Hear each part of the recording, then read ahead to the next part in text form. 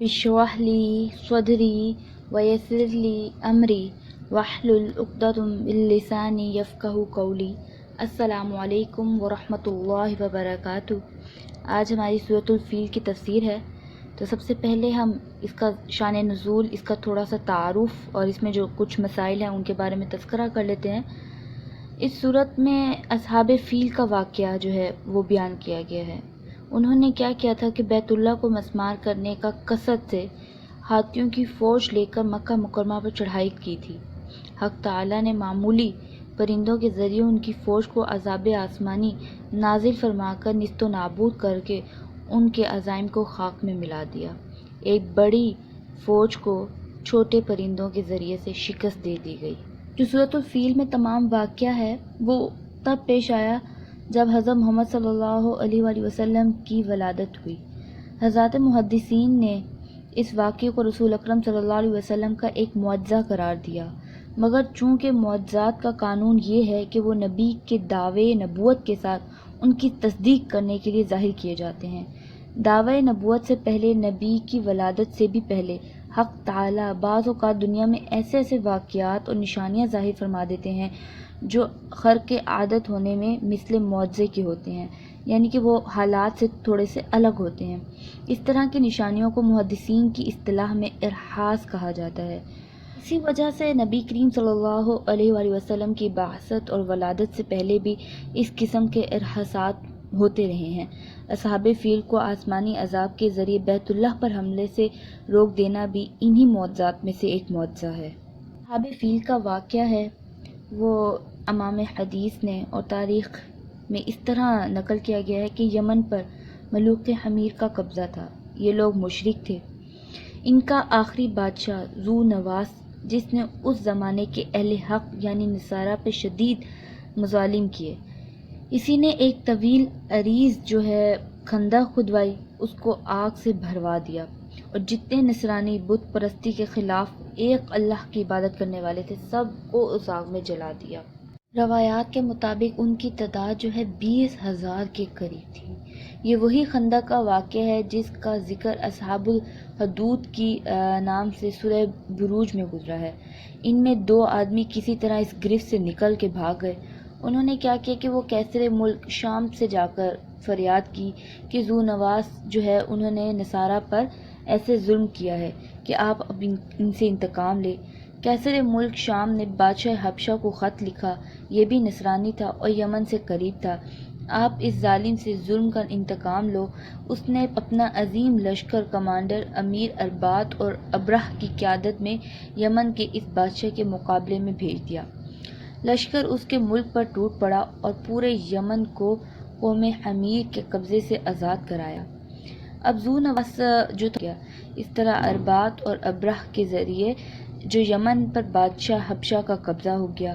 پھر اربات اور جو ابرہ میں باہمی جنگ ہو کر اربات جو تھے وہ مقتول ہو گیا، ابرہ جو ہے وہ غالب آ گیا، اور یہی بادشاہ حبشہ کی نجاشی کی طرف سے ملک یمن کا حاکم یعنی گورنر مقرر ہو گیا۔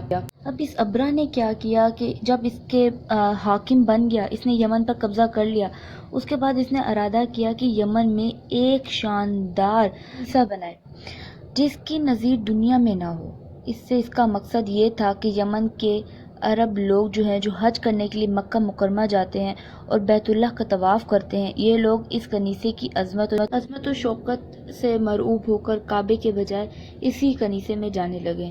اس خیال پر اس نے بہت بڑا عالیشان کنیسہ اتنا اونچا تعمیر کیا کہ اس کی بلندی پر نیچے کھڑا ہوا آدمی نظر نہیں ڈال سکتا تھا۔ اس نے اس کو سونے چاندی کی تمام جواہرات سے ایسے منور کر دیا کہ پوری مملکت میں اعلان کرا دیا کہ اب یمن سے کوئی بھی کعبے کے حج کے لیے نہ جائے، اسی کنیسے میں عبادت کرے، ادھر ہی آ کے یعنی کہ تمام اپنے جو ارکان ہیں وہ پورے کرے۔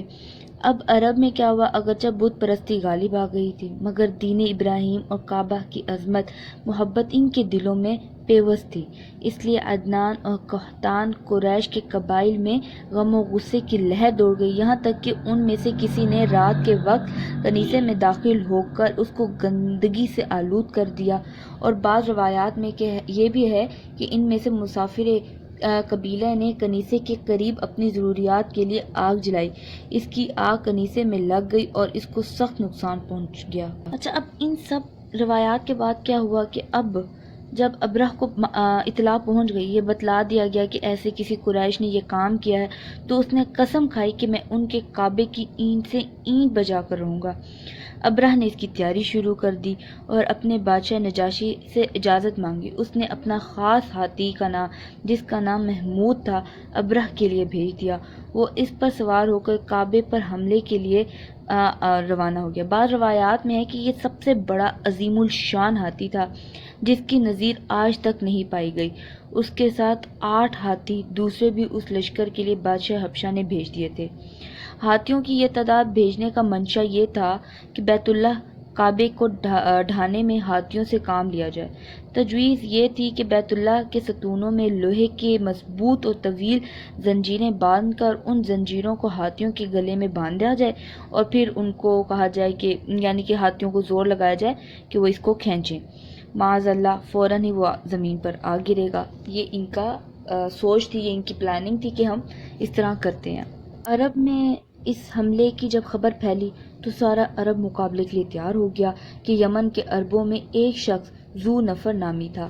یاد رکھیے گا، ذو نواس الگ ہے جس نے خندق کھدوا کر سب کو اس میں جلا دیا تھا، تقریباً 20,000 تعداد تھی مسلمانوں کی جن کو جلایا تھا۔ اب یہ ذو نفر نامی ہے، اس نے عربوں کی قیادت اختیار کی اور عرب لوگ اس کے گرد جو ہے وہ جمع ہو کر مقابلے کے لیے تیار ہو گئے اور ابرہ کے خلاف جنگ کی۔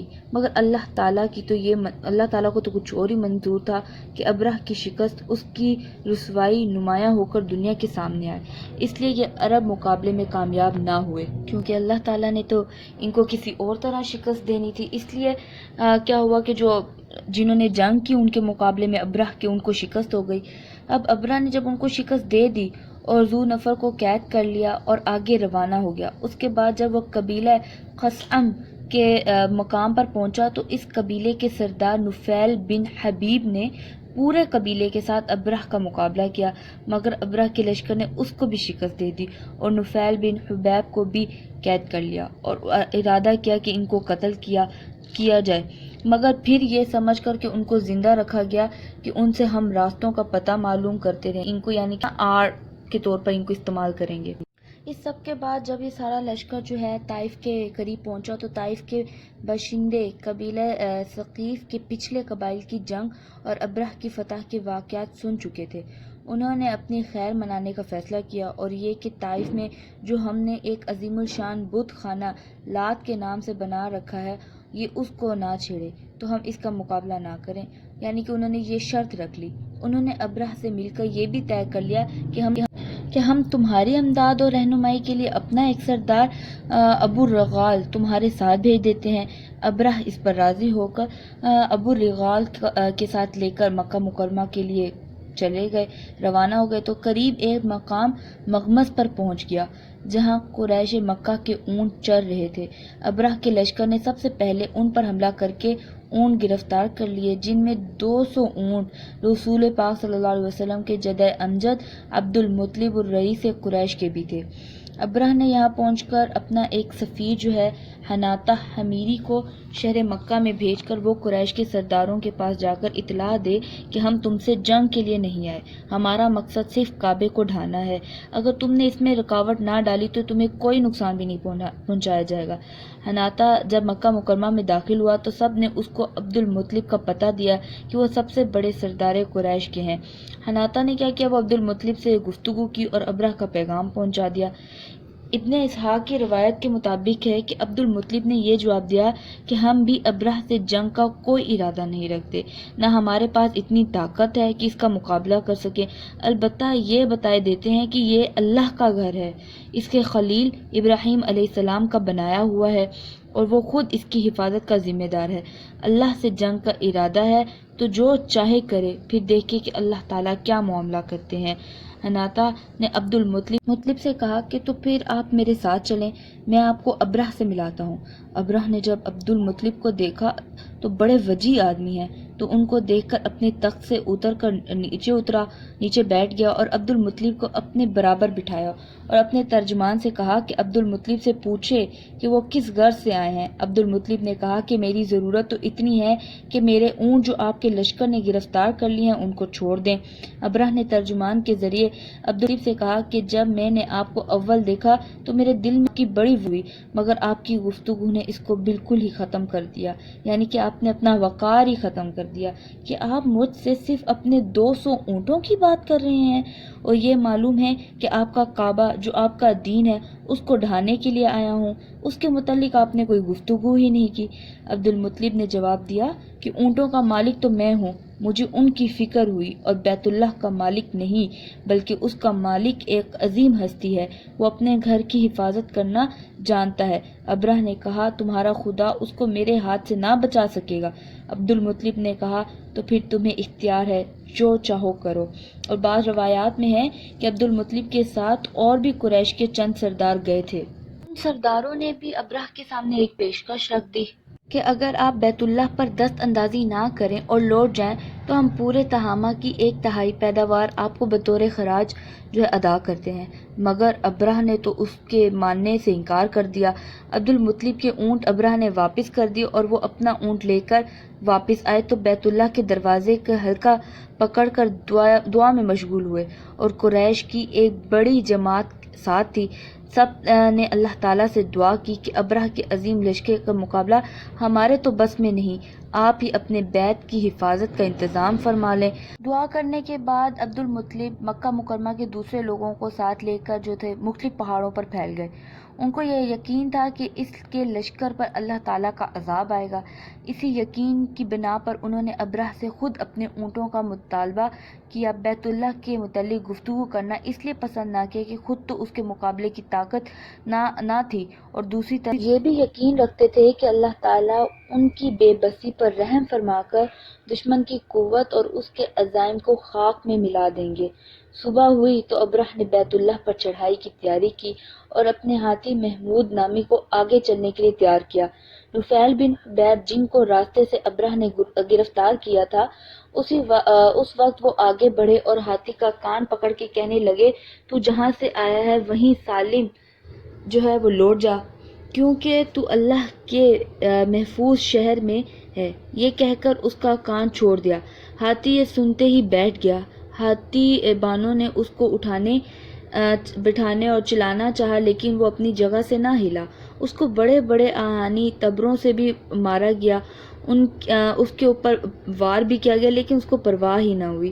اس کی ناک میں انکڑا لوہے کا ڈال دیا پھر بھی وہ کھڑا نہ ہوا۔ اس وقت ان لوگوں نے اس کو یمن کی طرف لٹانا چاہا تو فوراً کھڑا ہو گیا، پھر شام کی طرف چلانا چاہا تو چلنے لگا، پھر مشرق کی طرف چلایا تو بھی چلنے لگا۔ ان سب اطراف میں چلنے کے بعد پھر اس کو مکہ مکرمہ کی طرف چلانے لگے تو وہ پھر بیٹھ گیا۔ قدرت حق تعالیٰ کی طرف سے یہ کرشمہ تو ظاہر ہوا۔ دوسری طرف دریا کی طرف سے کچھ پرندوں کی قطاریں آئیں جن میں سے ایک کے ساتھ 3 کنکریاں چنے یا مسور کی برابر تھیں، ایک چونچ میں اور 2 پنجوں میں۔ وقتی کی روایت میں ہے کہ پرندے عجیب طرح کے تھے جو اس سے پہلے نہیں دیکھے گئے، کبوتر سے چھوٹے تھے، ان کے پنجے سرخ تھے، ہر پنجے میں ایک کنکر اور ایک چونچ میں لیے آتے دکھائی دیتے۔ فوراً ہی ابرہ کے لشکر کے اوپر چھا گئے۔ یہ کنکریاں جو ہر ایک کے ساتھ تھیں ان کو ابرہ کے لشکر پر گرانا شروع کر دیا۔ ایک ایک کنکر نے وہ ایک کام کیا جو ریوالور کی گولی بھی نہیں کر سکتی، کہ جس پر پڑتی اس کے بدن کو چھیدتی ہوئی زمین میں گھس جاتی تھی۔ یہ عذاب دیکھ کر ہاتھی سب بھاگ کھڑے ہوئے، صرف ایک ہاتھی رہ گیا تھا جو اس کنکری سے ہلاک ہوا، اور لشکر کے سب آدمی اسی موقع پر ہلاک نہیں ہوئے بلکہ مختلف اطراف میں بھاگے، اور ان سب کا یہ حال تھا کہ راستے میں مر مر کر گر گئے۔ ابرہ کی چونکہ سخت سزا دینا تھی، یہ فوراً ہلاک نہیں ہوا، مگر اس کے جسم میں ایسا زہر سرایت کر گیا کہ اس کا ایک ایک جوڑ گل کر سڑنے لگا۔ اسی حال میں اس کو واپس یمن لایا گیا اور دارالحکومت صنع پہنچ کر اس کا سارا بدن ٹکڑے ٹکڑے ہو کر بہہ گیا اور وہ مر گیا۔ ابرہ کے ہاتھی محمود کے ساتھ 2 ہاتھی بان یہیں مکہ مکرمہ میں رہ گئے، مگر اس طرح کے دونوں اندھے اور اپاہج ہو گئے تھے۔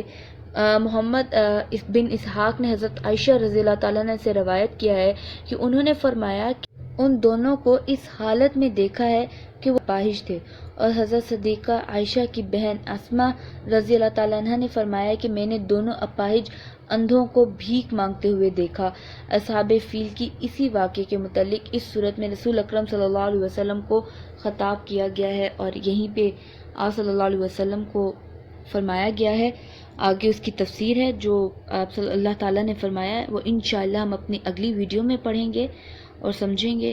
اللہ ہمیں توفیق دے اس واقعے کو سمجھنے کی بھی اور عمل پیرا کرنے کی۔ اللہ ہمیں نیک رستے پر عمل پیرا کرنے کی توفیق عطا فرمائے، آمین یا رب العالمین۔ السلام علیکم ورحمۃ اللہ وبرکاتہ۔